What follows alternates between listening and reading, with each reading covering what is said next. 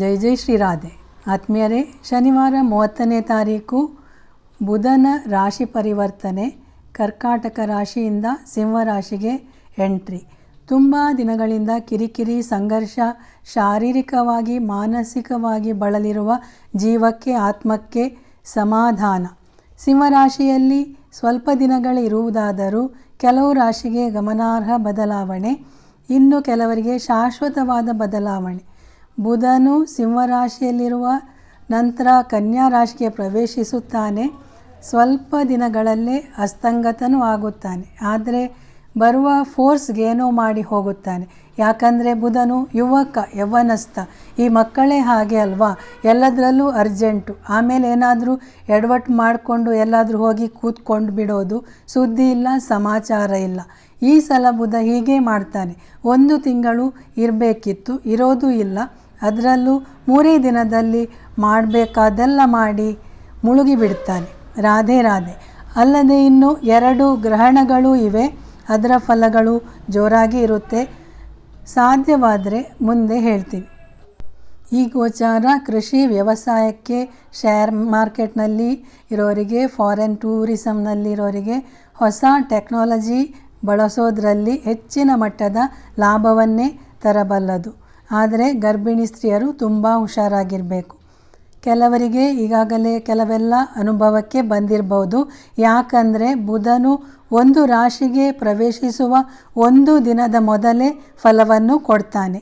ಇಷ್ಟು ದಿನ ಹಲವಾರು ಜನರು ಹೇಳಲಾಗದ ದುಃಖಗಳಿಂದ, ಕಷ್ಟಗಳಿಂದ ಪರಿತಪಿಸುತ್ತಿದ್ದೀರಿ. ಯಾಕಂದರೆ ಕಷ್ಟ ತಮ್ಮವರಿಂದಲೇ ಆದಾಗ ಯಾರಿಗೆ ಹೇಳೋಣ ಅಲ್ವಾ? ಈಗ ಇದೆಲ್ಲವೂ ಸರಿಪಡಿಸುವ, ಮಿಸ್ಅಂಡರ್ಸ್ಟ್ಯಾಂಡಿಂಗ್ ಕಳೆದು ಹೋಗುವ, ಸ್ವಲ್ಪ ಸುಖ ಸಂತೋಷ ಸಿಗುವ ಸಮಯ ಬರ್ತಾ ಇದೆ. ಸರಿ, ಕೆಲವರಿಗೆ ಪೀಠಿಕೆ ಬೇಡ, ಟಿಪ್ಪಣಿ ಬೇಡ, ಸೀದಾ ಮ್ಯಾಟರ್ಗೆ ಬನ್ನಿ ಅಂತಾರೆ. ಓಕೆ, ಇನ್ನು 12 ರಾಶಿಗಳ ಫಲ ಹೇಳ್ತೀನಿ. ಬುಧನು ಸಿಂಹರಾಶಿಯಲ್ಲಿ ಸೂರ್ಯನೊಂದಿಗೆ ಹಾಗೂ ಕೇತುವಿನ ಜೊತೆ ಇದ್ದಾಗ ಏನು ಫಲ ಅಂತ ಸ್ವಲ್ಪ ನೋಡೋಣ ಬನ್ನಿ. ಮೇಷರಾಶಿಯವರಿಗೆ ಸಂಬಂಧದಲ್ಲಿ ಮಧುರತೆ ಬರುತ್ತೆ. ಮಾತಾಡದವರು ಬಂದು ಮಾತಾಡುವರು, ನಿಮಗೆ ಗೌರವ ಕೊಡುವರು, ಹೆಚ್ಚಿನ ವಿದ್ಯಾಭ್ಯಾಸ, ಜ್ಞಾನ ಪ್ರಾಪ್ತಿ. ಆದರೂ ಮಕ್ಕಳಿಂದ ನಿಮಗೆ ಸ್ವಲ್ಪ ಮನಸ್ಸಿಗೆ ನೋವು ಉಂಟಾಗಬಹುದು. ವೃಷಭ ರಾಶಿ, ತಾಯಿಯ ಆರೋಗ್ಯದಲ್ಲಿ ಸುಧಾರಣೆ ಕಂಡುಬರುವುದು. ಆದರೂ ಮುಂದೆಯೂ ಎಚ್ಚರಿಕೆ ಬೇಕು. ಮನೆ, ಗಾಡಿ ತಗೊಳ್ಳೋರಿದ್ರೆ ಒಳ್ಳೆಯ ಸಮಯ. ಸಂತೋಷ ಹೆಚ್ಚುವುದು. ಆಸ್ತಿ ಏನಾದರೂ ಮಾರಾಟ ಮಾಡಬೇಕಿದ್ರೆ ಈಗ ಒಳ್ಳೆಯ ಬೆಲೆ ಬರುವ ಸಾಧ್ಯತೆ. ಹಾಗೆ ಖರ್ಚು ಹೆಚ್ಚು, ವಸ್ತುಗಳು ಹಾಳಾಗಿ ರಿಪೇರಿ. ಜ್ಞಾನ ಹೆಚ್ಚಾಗುತ್ತೆ, ಅದು ಅನುಭವದಿಂದ ಪಾಠ ಕಲಿತಂತೆ. ಮಿಥುನ ರಾಶಿ, ಸಾಹಸ ಪ್ರವೃತ್ತಿ ಹೆಚ್ಚುವುದು. ತಂಗಿ ತಮ್ಮಂದಿರಿಂದ ಸಹಕಾರ ಸಿಗುವುದು. ಮಿಸ್ಅಂಡರ್ಸ್ಟ್ಯಾಂಡಿಂಗ್ ಸರಿ ಹೋಗುವುದು. ತುಂಬ ಧೈರ್ಯ ಕಳಕೊಂಡಿರುವ ನಿಮಗೆ ಸ್ವಲ್ಪ ಮಟ್ಟಿನ ಧೈರ್ಯ ಬರುವುದು. ಉದ್ಯೋಗ ಅರಸುತ್ತಿರುವವರಿಗೆ ಉದ್ಯೋಗವೂ ಸಿಗುವುದು. ಚಿಕ್ಕ ಮಕ್ಕಳ ಜೊತೆ ಚೆನ್ನಾಗಿ ಸಂಬಂಧ ಇಟ್ಟುಕೊಳ್ಳಿ ಹಾಗೂ focus on your goal only. ಕರ್ಕ ರಾಶಿ, ಆಗಾಗ ಹುಷಾರು ತಪ್ಪುವುದು. ಮಾತಲ್ಲೇ ಕೆಲಸ ಪೂರ್ಣಗೊಳಿಸುವಿರಿ. ಧನಲಾಭವಿದೆ, ಸುವರ್ಣ ಲಾಭವೂ ಇದೆ. ದೊಡ್ಡ ಪ್ರವಾಸ, ಸಣ್ಣ ಪ್ರವಾಸ ಎಲ್ಲವೂ ಇರುತ್ತೆ. ಗ್ರಹಣದ ನಂತರ ಸ್ವಲ್ಪ ಹೆಚ್ಚಿನ ಜಾಗರೂಕತೆಯಿಂದ ಇರಬೇಕು. ಸಿಂಹರಾಶಿ, ಆರೋಗ್ಯ ಉತ್ತಮಗೊಳ್ಳುವುದು.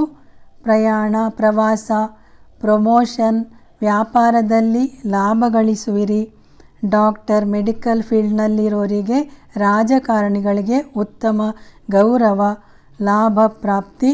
ಆದರೂ ಏನೋ ಒಂದು ಬಂಧನದ ಅನುಭವ, ಯಾರೋ ಒಬ್ಬರು ಬೇಕಾದವರಿಂದ ಮೋಸ ಹೋದ ಅನುಭವ ಕೂಡ ಆಗುವುದು. ಕನ್ಯಾ ರಾಶಿ, ಆರೋಗ್ಯದಲ್ಲಿ ಏರುಪೇರು, ಸಣ್ಣ ಪುಟ್ಟ ಏಟುಗಳಾಗುವ ಸಾಧ್ಯತೆ. ಖರ್ಚು ಹೆಚ್ಚಾಗಬಹುದು. ವಿದೇಶದಿಂದ ಲಾಭ ಅಥವಾ ವಿದೇಶದಲ್ಲಿ ಉದ್ಯೋಗ ಪ್ರಾಪ್ತಿ. ಕೆಲವರಿಗೆ ವಿದೇಶ ಯಾತ್ರೆ ಯೋಗವಿದೆ.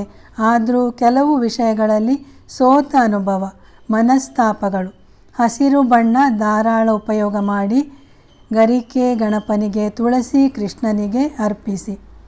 ತುಲಾ ರಾಶಿ, ಮಕ್ಕಳಿಂದ ಸಹಾಯವೂ ಸಿಗುವುದು, ಅವರಿಂದ ಚಿಂತೆಯೂ ಹೆಚ್ಚಾಗುವುದು.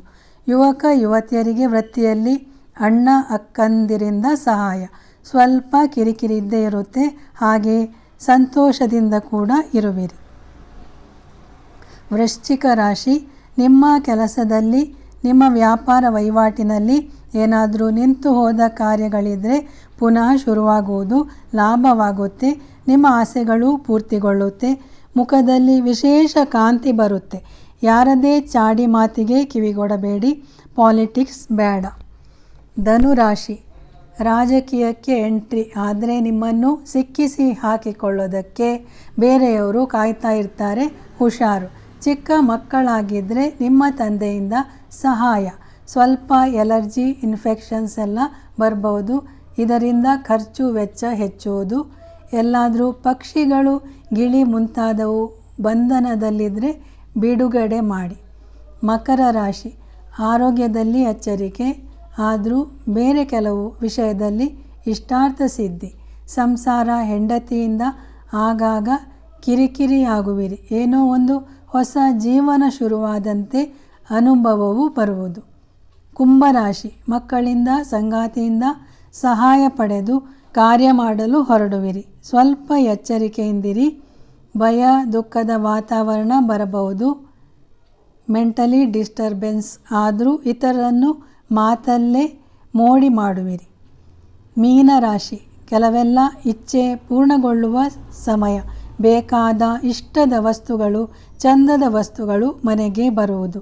ಚರ್ಮದ ಕಾಯಿಲೆಯಿಂದ ಬಳಲುವಿರಿ. ಸ್ವಲ್ಪ ಹುಷಾರಾಗಿರಿ ಹಾಗೂ ಆ್ಯಕ್ಟಿವ್ ಆಗಿರಿ. ಏನಾದರೂ ಎಕ್ಸಸೈಸ್ ರೂಢಿ ಮಾಡಿಕೊಳ್ಳಿ. ಎಲ್ಲ ವಿಷಯದಲ್ಲೂ ಚಿಂತೆ ಹೆಚ್ಚಾಗುತ್ತೆ. ಗಂಡ ಮಕ್ಕಳು ಮನೆ, ಗಂಡಸರಾದರೆ ಹೆಂಡತಿ ಮಕ್ಕಳು ಆಫೀಸ್ ಅಂತ ಚಿಂತಿಸ್ತಾ ಇರ್ತೀರಿ. ಆತ್ಮೀಯರೇ, ರಾಶಿಫಲ ಹೇಳಿದರೆ ಕೆಲವರು ಏನೋ ಹೆಚ್ಚಿನದು ಎಕ್ಸ್ಪೆಕ್ಟ್ ಮಾಡ್ತಾರೆ. ಅಷ್ಟೊಂದು ಬದಲಾವಣೆ ಏನೂ ಆಗೋದಿಲ್ಲ.